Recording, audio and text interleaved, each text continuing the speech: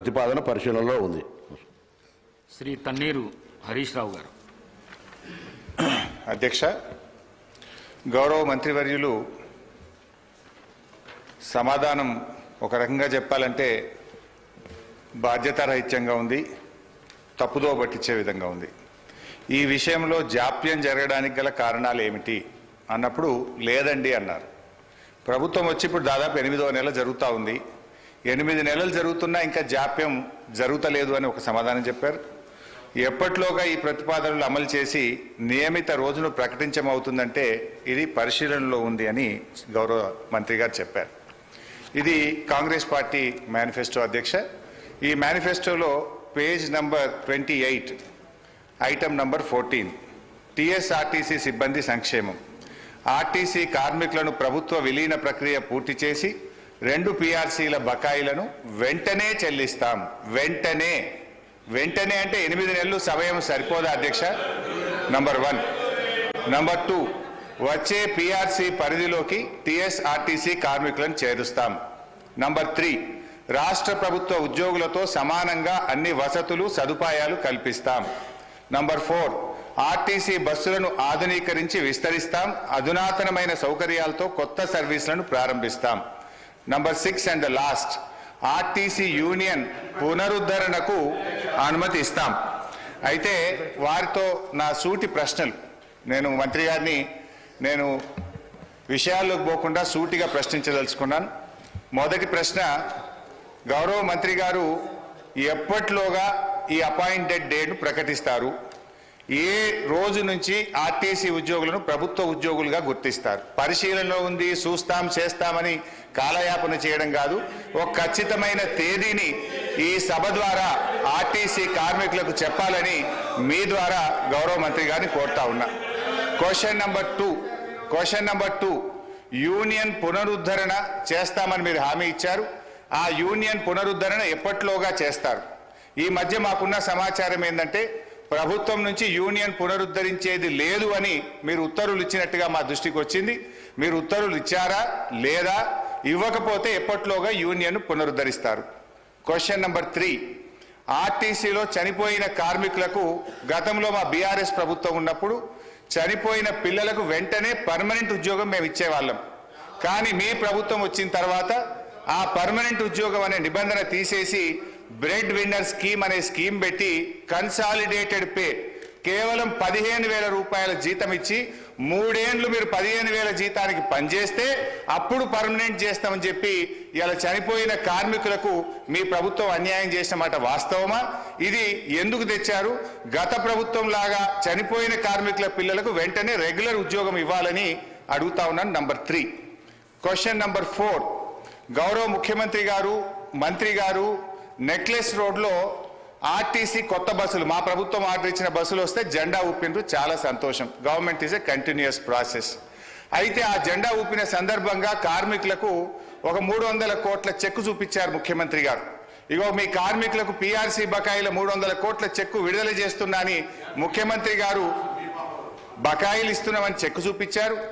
పాపం మా మంత్రి గారు ముఖ్యమంత్రి గారు వెళ్ళిపోయినాక కొన్ని డమ్మీ చెక్కులు, ఆ పెద్ద చెక్కులు కూడా కార్మికులకు ఇచ్చి ఫోటోలు కూడా దిగారు. ఇది ఏ రోజు ఇచ్చిందంటే ఫిబ్రవరి 10, 2024. ఇవాళ మనం ఉన్నాం జూలై నెలలో ఉన్నాం. ఇప్పుడు దాదాపు 5 నెలలైనా నెక్లెస్ రోడ్ నుంచి ఆ చెక్కు బస్ భవన్కు చేరలే. ఇంకా అది ఎప్పుడు చేరుతుంది, ఎప్పుడు ఇస్తారో దయచేసి చెప్పాలని కోరుతా ఉన్నా. క్వశ్చన్ నంబర్ 5, మహాలక్ష్మి పథకం పెట్టారు, సంతోషం, వి అప్రిషియేట్. అయితే ఆ పథకానికి నెల బిల్లులు విడుదల చేయని మాట వాస్తవమా? మహాలక్ష్మి పథకం కింద రాష్ట్ర ప్రభుత్వం ఆర్టీసీకి ఇవ్వాల్సిన నిధులు ఎన్ని, ఇప్పటి వరకు ఇచ్చిన ఎన్ని, ఇవ్వకపోవడం వల్ల కార్మికుల యొక్క PF మరియు CCS డబ్బులు మళ్లించి కార్మికులకు జీతాలు ఇచ్చిన మాట వాస్తవమా? ఆ నిధులు ఎప్పట్లోగా ఇస్తారో సూటిగా చెప్పాలి. అదేవిధంగా అధ్యక్ష, ఎందుకంటే ఇవన్నీ అధ్యక్ష గతంలో ఇవాళ మేము మా ప్రభుత్వం ఉన్నప్పుడు ఆర్టీసీ కార్మికులకు ప్రభుత్వ ఉద్యోగులకు 43% ఫిట్మెంట్ ఇస్తే ఆర్టీసీ కార్మికులకు 44% ఫిట్మెంట్ ఇచ్చాం. గత తెలుగుదేశం ప్రభుత్వంలో కార్మికులకు కేవలం బడ్జెట్లో 100 కోట్లు పెట్టారు. కాంగ్రెస్ ప్రభుత్వం 200 కోట్లు పెట్టింది. కానీ మా ప్రభుత్వం 1000 కోట్లు 1500 కోట్లు 1500 కోట్లు బడ్జెట్ లో పెట్టి ఆర్టీసీ సంస్థను మేము కాపాడాలి. సార్ గౌరవ సీనియర్ శాసన సభ్యులు హరీష్ రావు గారికి తెలిసి ఇది క్వశ్చన్ అవర్ అధ్యక్ష. క్వశ్చన్ అవర్ స్పెసిఫిక్ 2 క్వశ్చన్స్ అడగాల. రెండో చాలా సంతోషం, మా మేనిఫెస్టోనైతే మొత్తం టీఆర్ఎస్ నాయకులు పట్టిండ్రు, చాలా సంతోషం. స్పష్టతతో మేము మేనిఫెస్టోలోకి సంబంధించిన అంశాల విషయంలో పాస్ మార్కులు పూర్తి స్థాయిలో మేము వేసినాము. ఈరోజు నేను కోరుతా ఉన్నా అధ్యక్ష, I request honourable members also through your chair.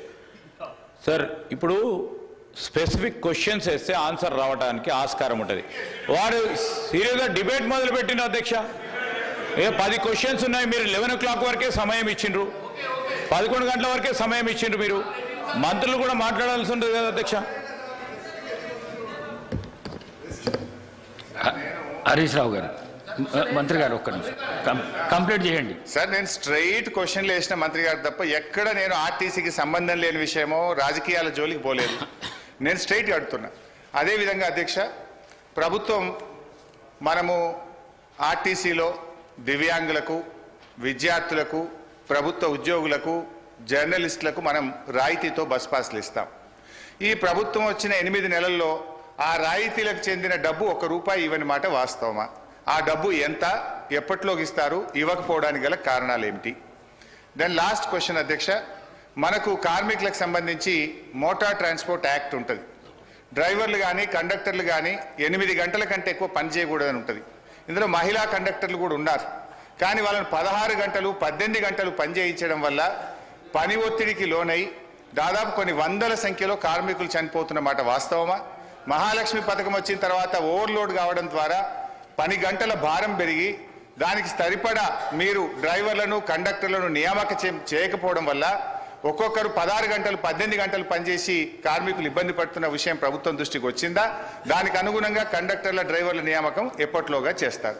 So మళ్ళీ ఒకసారి ఫైనల్గా దయచేసి మేము ప్రభుత్వాన్ని రాజకీయాలకు పోకుండా వెంటనే ఆర్టీసీ ఉద్యోగులను ప్రభుత్వ ఉద్యోగులుగా గుర్తించే ప్రక్రియ ఏర్పాటు చేయాలని, దాని స్పెసిఫిక్ డేట్ ఇచ్చి ఈ రాష్ట్రంలో ఎంతో ఆశలతో ఎదురు చూస్తున్న ఆర్టీసీ ఉద్యోగులకు ఈ